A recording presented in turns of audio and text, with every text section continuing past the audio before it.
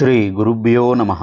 தெய்வத்தின் குரல் மூன்றாம் பகுதி 149வது தலைப்பு. ஈடுபாடு, ஸ்ரத்தை.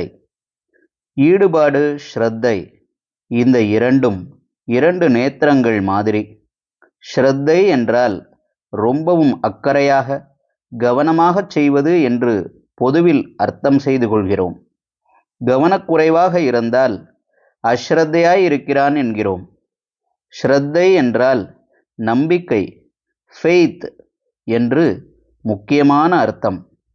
புத்திபூர்வமாக நிரூபிக்கக்கூடியவற்றிலும் பிரத்யக்ஷமாக பலனை தருவதிலும் நம்பிக்கை என்ற ஒன்றுக்கு இடமில்லை. இவற்றின் கீழ் வராத அதிருஷ்ட ஆத்மார்த்த விஷயங்களில் பெரியோர்கள், மெய்ப்பொருளை கண்டுணர்ந்த முன்னோர்கள் ஏற்படுத்தி கொடுத்திருக்கிற ஆச்சார அனுஷ்டானங்களில் நம்பிக்கை ரொம்பவும் அவசியம். பகவான் ஸ்ரத்தாவான் லபத்தே ஞானம், ஸ்ரத்தையுள்ளவன்தான் ஆத்மாவை பற்றிய அறிவு பெறுகிறான் என்கிறார். ஸ்ராத்தம் ஸ்ராத்தம் என்று தப்பாக ஈர் போட்டு சொல்கிறார்களே, அது என்றாலே ஸ்ரத்தையோடு செய்யப்படுவது என்றுதான் அர்த்தம். காரணம் கேட்காமல் நம்பி செய்ய வேண்டும். சயின்ஸ் படி சரியாய் வருகிறது, மனோ தத்துவத்துக்கு ஏற்றதாய் இருக்கிறது, ஆரோக்கியத்துக்கு உகந்ததாய் இருக்கிறது என்றெல்லாம் காரணம் பார்த்து கொண்டு ஆச்சாரங்களை ஏற்பது என்றால், அநேக ஆச்சாரங்களுக்கு இன்று நாம் உள்ள அறிவு வளர்ச்சி நிலையில் இப்படிப்பட்ட காரணங்களை காட்ட முடியாமல் இருக்கும். அதனால் அவற்றை தள்ளிவிடுவது என்றால் ஒரே அனாச்சாரத்தில் தான் முடியும்.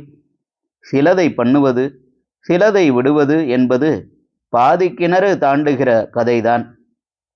இது அவநம்பிக்கை யுகம் என்றே வர்ணிக்கிறார்கள்.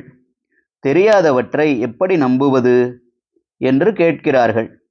நமக்கு நேராக தெரியாத அதி சூக்ஷ்மமான விஞ்ஞான தத்துவங்களையும் ரிஷிகள் எப்படியோ தெரிந்து வைத்து கொண்டு அநேக ஆச்சாரங்களை ஏற்படுத்தி இருக்கிறார்கள் என்று பார்த்தோமல்லவா? இப்போது நாம் வைத்திருக்கும் லேபரட்டரி, கருவிகள் ஆகியன இல்லாமலே இப்படி தெரிந்து கொண்டிருந்தவர்கள்தான், அதாவது மர்மமானதையெல்லாம் தெரிந்து கொள்ள அதீந்திரிய சக்தி பெற்றிருந்தவர்களேதான் நம் விஞ்ஞானத்திலே வராத ஆச்சாரங்களையும் சொல்லியிருக்கிறார்கள் என்பதால், இது நிஜமாயிருப்பதால் அதுவும் நிஜமாகத்தான் இருக்கும் என்று நம்பலாம். ஆச்சாரங்களில் திருஷ்டத்தில் தெரிகிற உண்மையே அதிருஷ்டமும் உண்மையாய்த்தான் இருக்க வேண்டுமென்பதற்கு சாட்சியாய் இருக்கிறது. நம்புவதற்கு இன்னொரு காரணம் சொல்கிறேன். சத்தியமே பரம தர்மம் என்று அத்தனை சாஸ்திரங்களும் சொல்கின்றன. பொய் சொல்வது மகா பாபம் என்றும், அதற்காக எப்பேற்பட்ட நரகாவஸ்தைகள் பட்டாக வேண்டுமென்றும் சாஸ்திரக்காரர்கள் நிறைய சொல்லியிருக்கிறார்கள். இப்படி சொன்னவர்களே பொய்யாக இது பாவம், இது புண்ணியம் என்று அதிருஷ்டம் என்ற பெயரில் எதையாவது சொல்லி தப்பித்து கொண்டு விடலாம் என்று விதிகளை எழுதி வைத்திருக்க முடியுமா? தங்களுக்கு ஏதோ ஒரு கிரேஸில் ரிவீல் ஆகியிருந்தால் ஒழிய, தெய்வ கிருபையில் வெளிப்பட்டிருந்தால் ஒழிய, அல்லது இன்ட்யூஷனாக ஹிருதயத்திலிருந்து சத்தியம் ஸ்புரித்திருந்தால் ஒழிய, சத்யான் நாஸ்தி பரோ தர்மஹா, சத்தியத்துக்கு மேலே எந்த தர்மமும் இல்லை என்று சொல்கிற சாஸ்திரக்காரர்கள் எந்த ஒரு விதியையும் செய்திருக்க மாட்டார்கள். என்னென்னமோ கொஞ்சம் கூட புரியாததாகவும் அநேக சாஸ்திர விதிகள் இருக்கிறதே என்று யோசிக்கக்கூடாது. இந்த புஸ்தகத்தை ஒரு புரட்டு புரட்டினால் எனக்கே கொஞ்சம் தலை சுற்றுகிற மாதிரிதான் இருக்கிறது. தர்மசாஸ்திர நூல் எதையோ புரட்டியபடி ஸ்ரீ பெரியவர்கள் இதையும் இனி தொடர்ந்து வருவதையும் சொல்கிறார்கள். நூலின் பெயர் தெரியவில்லை. இது அவ்வளவும் செய்கிறது சாத்தியமா என்று இருக்கிறது. நான் மடாதிபதி, ஆச்சாரங்களை அனுஷ்டிக்க எனக்கு வசதி நிறைய உண்டு. நீங்களே வசதி செய்து கொடுக்கிறீர்கள். எனக்கே முடியுமா என்று இருந்தால் இந்த காலத்தில் டவுன் லைஃபில் மாட்டிக்கொண்டிருக்கிற உங்களை பற்றி என்ன சொல்வது?